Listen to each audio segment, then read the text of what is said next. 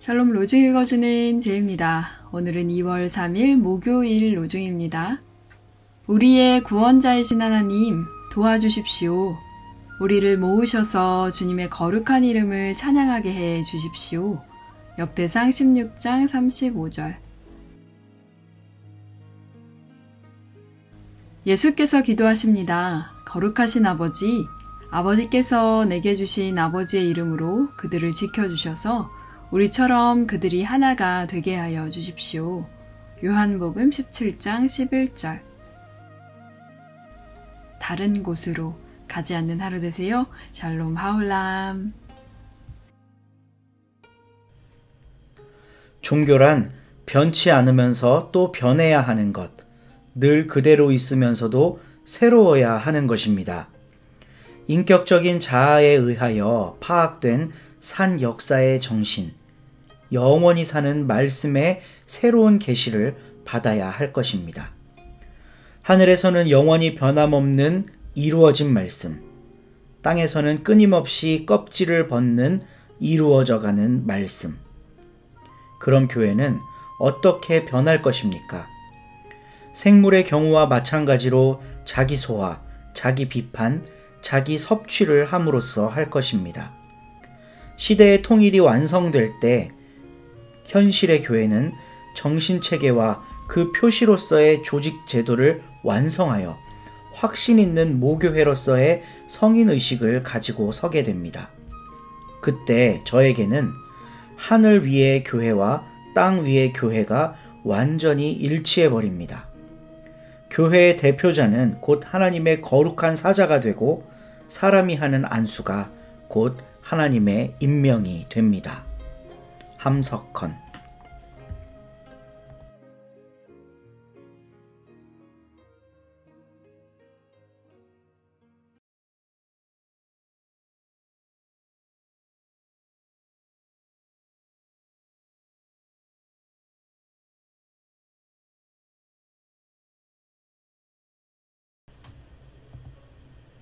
로마서 8장.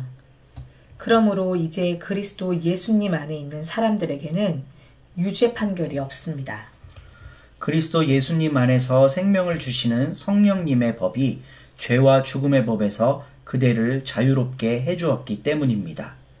율법이 몸뚱이 탓에 무력해져서 할 수 없었던 그것을 하나님이 하셨습니다. 하나님은 자신의 아들을 죄가 활동하는 몸뚱이를 지닌 모습으로 죄를 없애주시려고 보내셨습니다. 그리하여 그 몸뚱이에서 활동하는 죄에게 유죄 판결을 내리셨던 것입니다. 몸뚱이를 따르지 않고 성령님을 따라 살아가는 우리 가운데서 율법이 규정하는 일이 이루어지도록 하시려는 것이었습니다. 몸뚱이를 따라 사는 사람들은 몸뚱이의 일들에, 성령님을 따라 사는 사람들은 성령님의 일들에 마음을 둡니다. 몸뚱이에 마음을 두는 삶은 죽음을 가져오고 성령님께 마음을 두는 삶은 생명과 평화를 가져옵니다. 몸뚱이에 마음을 두는 것은 하나님에 맞서 원수가 되는 일이기 때문입니다. 그것은 하나님의 법을 따르지 않을 뿐만 아니라 그렇게 할 수도 없습니다. 몸뚱이에 사로잡혀 있는 사람들은 하나님 마음에 들 수 없습니다. 그런데 여러분은 몸뚱이에 사로잡혀 있지 않고 성령님 안에 있습니다.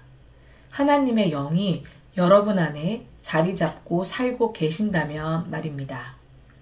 하지만 누구든 그리스도님의 영이 없으면 이런 사람은 그리스도님의 사람이 아닙니다.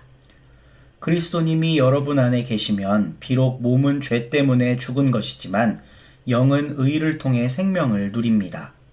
죽은 사람들 가운데서 예수님을 일으켜 살리신 분의 영이 여러분 안에 자리 잡고 산다고 합시다. 그러면 죽은 사람들 가운데서 그리스도님을 일으켜 살리신 분이 여러분의 죽은 몸도 살려주실 것입니다. 여러분 안에 자리 잡고 사시는 바로 그 성령님을 통해서요. 그러므로 형제 자매 여러분, 우리는 빚진 사람들이지만 그렇다고 몸뚱이에 빚을 져서 몸뚱이를 따라 살아가야 할 사람들은 아닙니다. 여러분이 몸뚱이를 따라 살아간다면 죽게 될 것이지만 성령님을 힘입어 몸의 못된 행실들을 죽이며 살 것이기 때문입니다. 누구든 하나님의 영에 이끌려가는 사람들, 이런 사람들은 하나님의 아들, 딸입니다. 여러분이 받은 것은 다시 두려움에 떨게 하는 종살이의 영이 아닙니다. 오히려 여러분이 받은 것은 아들, 딸로 삼으시는 영입니다. 그 영을 힘입어 우리는 아빠, 곧 아버지라 하고 외칩니다. 그 영이 친히 우리 영과 함께 우리가 하나님의 자녀라는 사실을 증언하십니다. 자녀들이면 상속자들이기도 합니다. 우리는 하나님의 상속자들이면서 그리스도님과 공동 상속자들입니다. 참으로 우리가 영광을 함께 누리기 위해 고난도 함께 받는다면 말입니다. 내가 생각하기에 사실 지금 이때의 고난은 장차 우리에게 나타날 영광에 견주면 아무것도 아닙니다. 창조물은 하나님의 아들, 딸들이 나타나는 것을 애타게 기다리고 있기 때문입니다. 허무하게 사라질 처지 아래로 창조물이 굴복하게 된 것은 스스로 원해서가 아니라 굴복하게 하신 분 때문이었습니다. 그래도 창조물은 희망 속에 있었습니다. 그 희망은 창조물 스스로도 썩어짐의 종살이에서 자유로워져서 하나님의 자녀들이 누릴 영광스러운 자유 속으로 들어가는 것입니다. 우리가 알다시피 창조물 전체가 지금까지 함께 신음하며 아이 낳는 고통을 함께 겪고 있습니다. 그뿐 아니라 성령님의 첫 열매로 받은 우리 자신들도 마찬가지입니다. 우리 자신들조차도 속으로 신음하며 하나님의 아들, 딸로 입양되기를 애타게 기다리고 있습니다. 곧 우리 몸을 죄에서 완전히 풀어주시기를 말입니다. 이 희망을 위해서 우리는 구원받았기 때문입니다. 보이는 희망은 희망이 아닙니다. 보고 있는 것을 누가 희망합니까? 우리는 아직 보지 못한 것을 희망함으로 견디면서 애타게 기다리고 있는 것입니다. 마찬가지로 성령님도 나약한 우리를 도와주십니다. 무엇을 두고 마땅히 어떻게 기도해야 할지 우리는 알지 못하기 때문입니다. 그러나 성령님이 친히 말로는 표현할 수 없는 탄식을 하시면서 우리를 위해 대신 간청해 주십니다. 마음을 자세히 살펴보시는 분은 성령님의 생각이 무엇인지를 아십니다. 하나님의 뜻에 맞게 성령님이 성도들을 위해서 대신 간청하고 계시기 때문입니다. 우리가 알다시피 하나님을 사랑하는 사람들에게는 모든 것이 한데 어우러져 좋은 결과를 이룹니다. 곧 하나님이 미리 정해주신 계획대로 부르심을 받은 사람들에게는요. 하나님은 미리 선택하신 사람들을 미리 정하시기를 그 아들의 모습과 같은 모양이 되게 하셨기 때문입니다. 이렇게 해서 그 아들이 많은 형제 자매들 가운데서 맞이가 되도록 하셨던 것이지요. 하나님이 미리 정해두신 사람들, 이들을 또한 부르셨습니다. 부르신 사람들, 이들을 또한 의롭다고 인정하셨습니다. 의롭다고 인정하신 사람들, 이들을 또한 영광스럽게 하셨습니다. 그렇다면 이런 일에 대하여 우리가 무슨 말을 해야 하겠습니까? 하나님이 우리를 위하시면 누가 우리와 맞설 수 있겠습니까?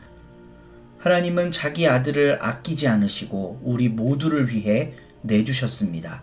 그렇다면 당연히 그분이 그 아들과 함께 다른 모든 것도 우리에게 은혜의 선물로 베풀어 주시지 않겠습니까?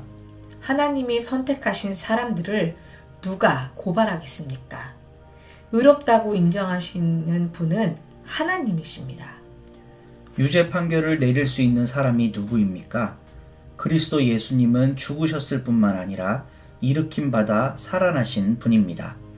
또한 하나님 오른쪽에 계시는 분으로 우리를 위해서 대신 간청도 하시는 분입니다.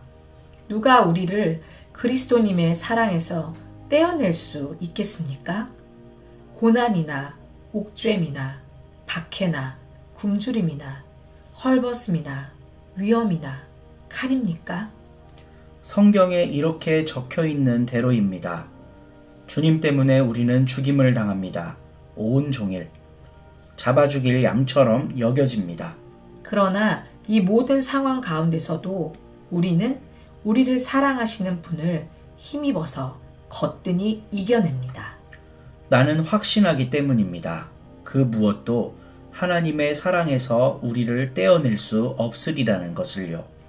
죽음이나 생명이나 천사들이나 통치자들도요. 현재일이나 장래일이나 능력들도요.